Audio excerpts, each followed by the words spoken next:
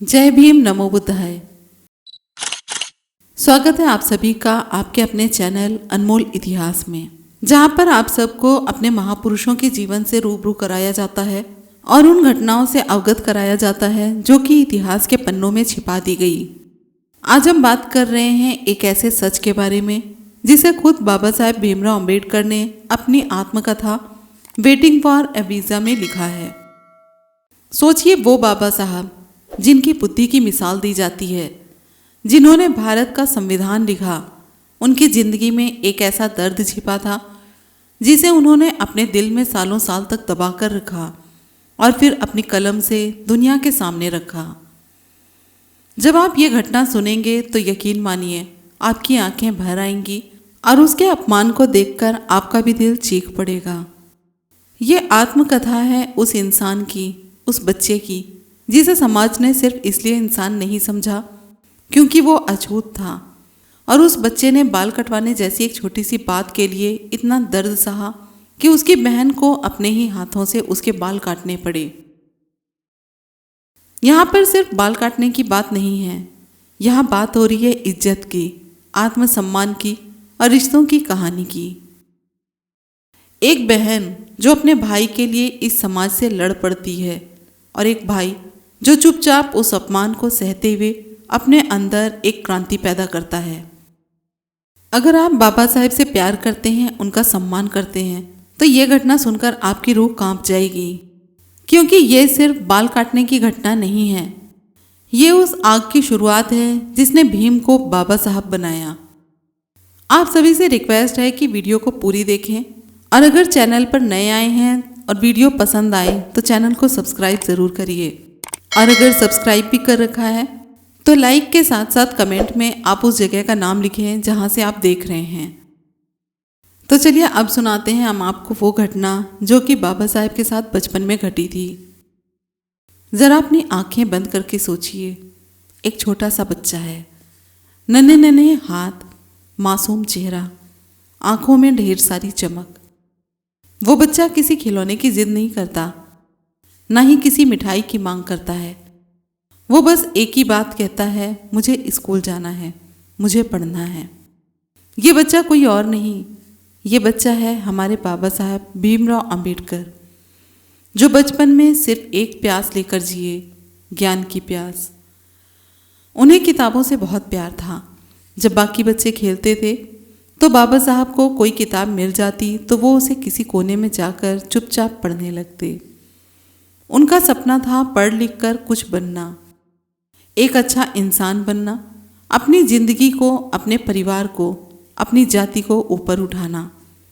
लेकिन इस मासूम सपने के बीच एक दीवार खड़ी थी, और वो थी जाति की दीवार। जब बाबा साहब पहली बार स्कूल गए तो उनके मन में बहुत उत्साह था, लेकिन स्कूल की पहली ही सुबह ने उनके मन पर एक ऐसा जख्म दिया जो पूरी जिंदगी नहीं भरा। उन्हें बाकी बच्चों से अलग बैठाया गया।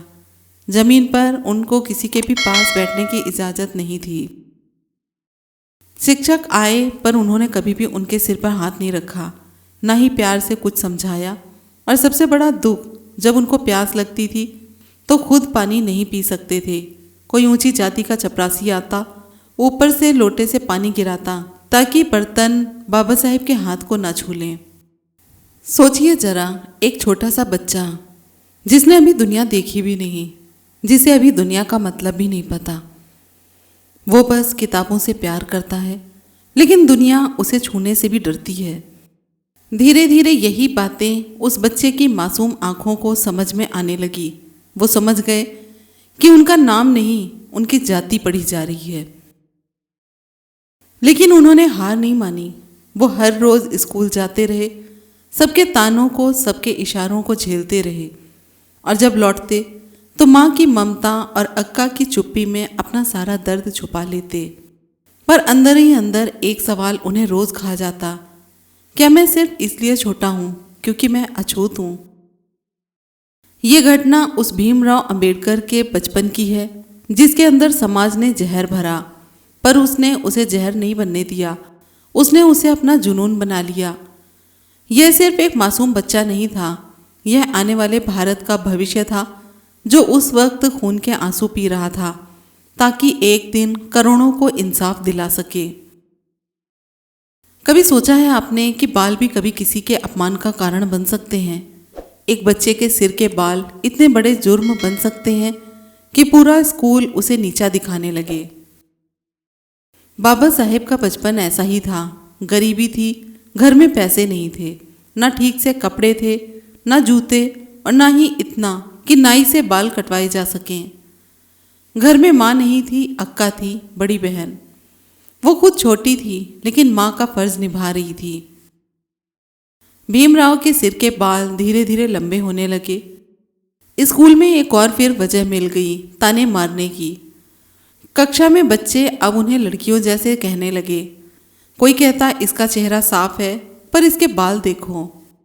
कोई हंसता, क्या अछूतों के यहाँ नाई नहीं जाते? उनके बालों को देखकर लोग उनकी गरीबी पर हंसते थे, उनकी जाति पर तंज कसते थे। बाबा साहब चुपचाप सहते रहे, कभी कुछ नहीं कहा, क्योंकि उन्हें पता था कि अगर उन्होंने जवाब दिया तो उनके पढ़ने पर ही रोक लग जाएगी।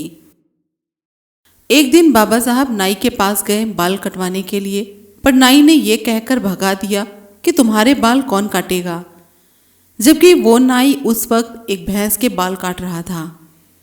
वहां से आकर बाबा साहब चुपचाप बैठे रहे, कुछ नहीं बोले। अक्का समझ गई कि कुछ तो बात है। बहन थी, उसने चुप्पी को पढ़ लिया।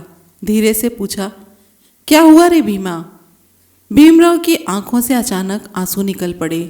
कहने लगे, दीदी सब मुझे चिढ़ाते हैं, मेरे बालों को लेकर, मेरी जाति को लेकर। भैंस के बाल काटने वाला नाई भी मेरे बाल नहीं काटता, बोलता है कि तू छोटी जाति का है। इतना कहकर भीमराव फिर से रोने लगे।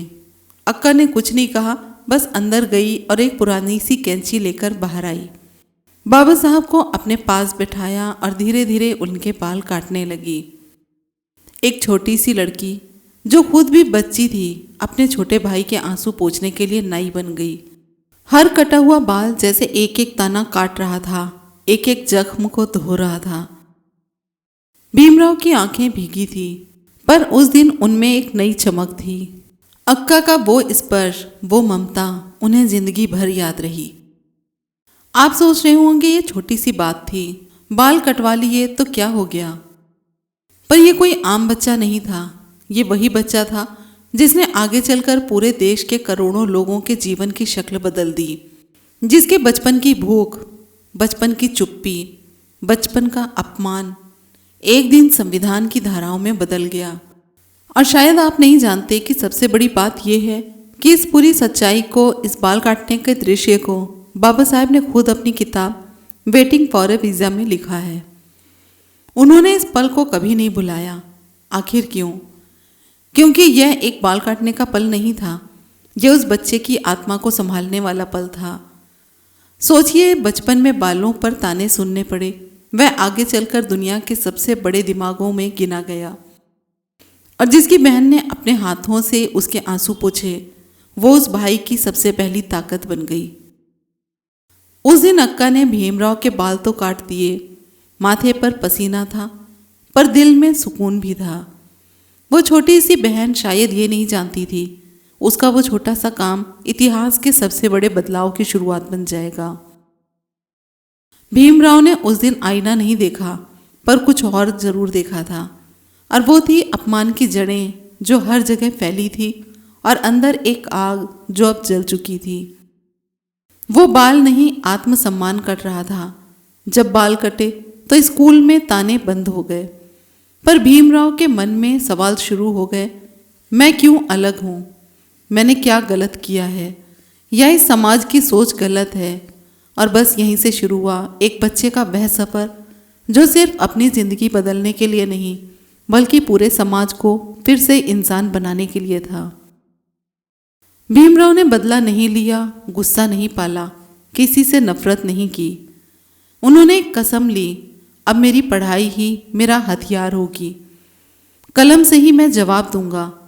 अपमान ने उन्हें तोड़ा नहीं, बल्कि एक ऐसी ऊर्जा दी जिसने उन्हें बाबा साहब बना दिया। अब जरा आप सोचिए, उस दिन एक बहन ने बाल काटे थे ममता के हाथों से। उस दिन एक बच्चा रोया था, पर वह आंसू हार के नहीं थे, बल्कि एक लड़ाई की शुरुआत के थे। जिस स्कूल में कभी कोई पानी नहीं पिलाता था, वही बच्चा आगे चलकर पूरे देश को बराबरी, इज्जत और इंसानियत का पाठ पढ़ाने वाला बना। एक चुप्पी जो गूंज बन गई। बाबा साहब के पास बचपन में कुछ नहीं था, न अच्छे कपड़े, न जूते, न दोस्त।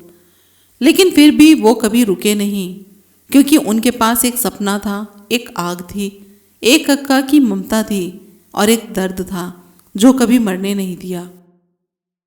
आज जब हम बाबा साहब को याद करते हैं तो सिर्फ संविधान नहीं देखना चाहिए, हमें वह लंबा रास्ता देखना चाहिए जिस पर एक बच्चा नंगे पांव चला, तानों से लहूलुहान हुआ, लेकिन फिर भी झुका नहीं। और जब किसी बहन को लगता है कि वो कुछ नहीं कर सकती, तो बस अक्का को याद करिए, जिसने एक कैंची से इतिहास बदल दिया। और यही है उस कहानी का सबसे बड़ा सच। बाल तो कटे थे, पर आत्मसम्मान उगा था, और उसी आत्मसम्मान ने एक भारत को एक बाबा साहब दिया। अगर ये घटना आपके दिल को छुई हो, अगर आपको बाबा साहब के बचपन का दर्द महसूस हुआ हो, अगर आपकी आंखें भी बाबा साहब को याद करके थोड़ी सी भीगी हों, तो एक छोटा सा साथ दीजिए। इस वीडियो को अपने दोस्तों, अपने परिवार, अपने बच्चों तक पहुंचाइए, क्योंकि ये सिर्फ कहानी नहीं है, ये इतिहास है, वो इतिहास जो छुपाया गया।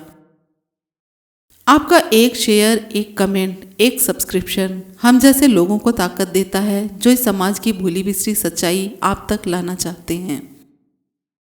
चैनल को सब्सक्राइब ज़रूर करिए, ताकि हम और भी ऐसी सच्चाई आपके सामने ला सकें जो आपको सच सोचने पर मजबूर करे और सीधा दिल तक जाए। आपका साथ ही हमारी सबसे बड़ी ताकत है।